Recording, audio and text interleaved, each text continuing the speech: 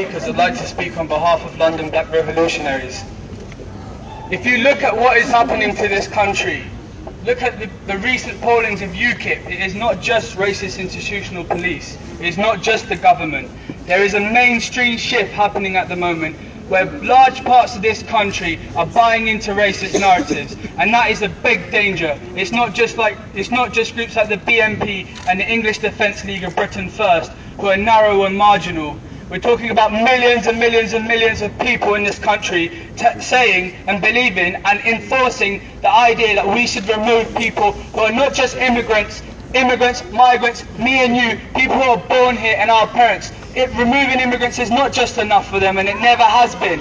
It's about sending us back to where they think we come from, and we have to send them a clear message, is that we are here to stay, no matter how bad the situation is.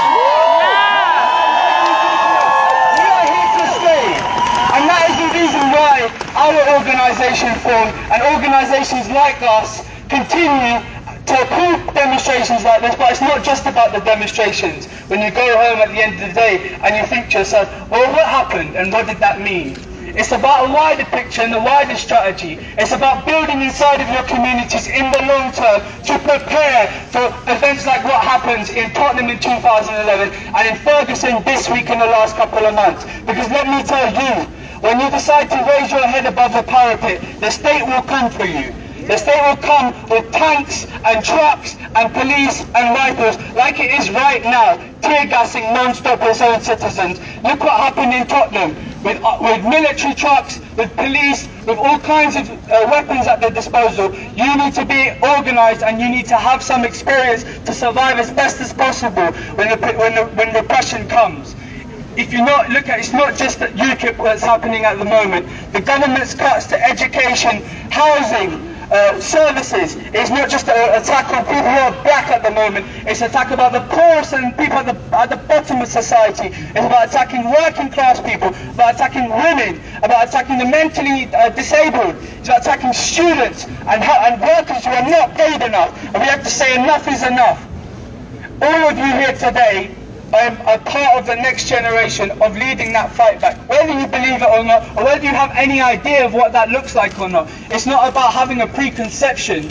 It's about you finding yourselves and you finding what you like and what you're good at and what your role is in that wider strategy of fighting for our rights and of stopping the repeal back of what our fathers and our mothers fought for in this country.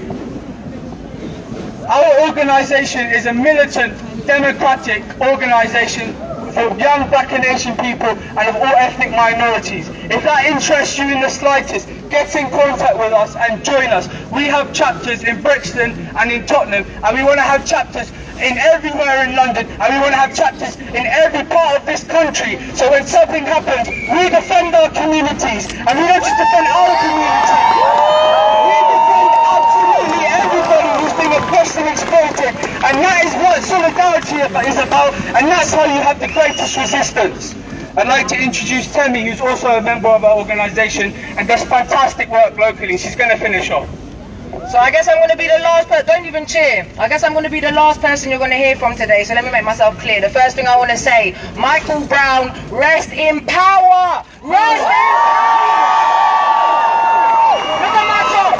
Rest in peace, Mark Duggan. Rest in peace, Sean Rigg, and everybody else that's died in police custody all over the world, because you know it's not just the US and it's not just here. Do you know how difficult it is to realise that as black people, you have to look at your children and tell them something different. You have to teach them to be afraid.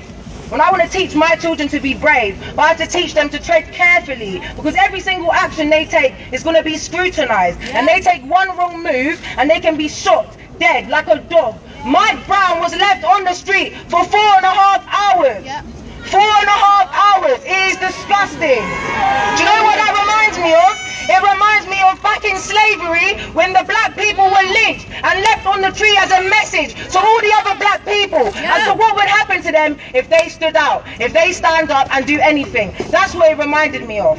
And somebody said the lynching is back. The lynching never left.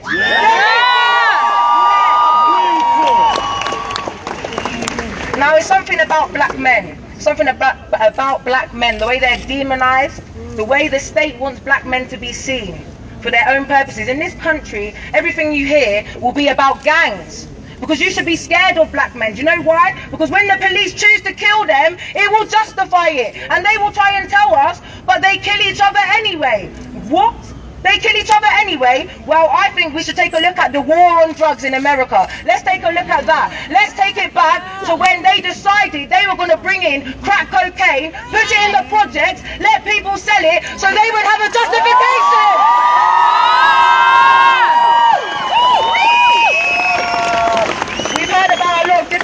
Tonight and about showing solidarity in loads of different struggles, but I want to take it back to Michael Brown, because there is a mother who is bleeding. There are many mothers and they all have to come together, but you know what, we have to support them, because without us, without the community showing everybody that we do not think it's okay to murder children, to murder our brothers, our families, without us it's nothing, because that mother can cry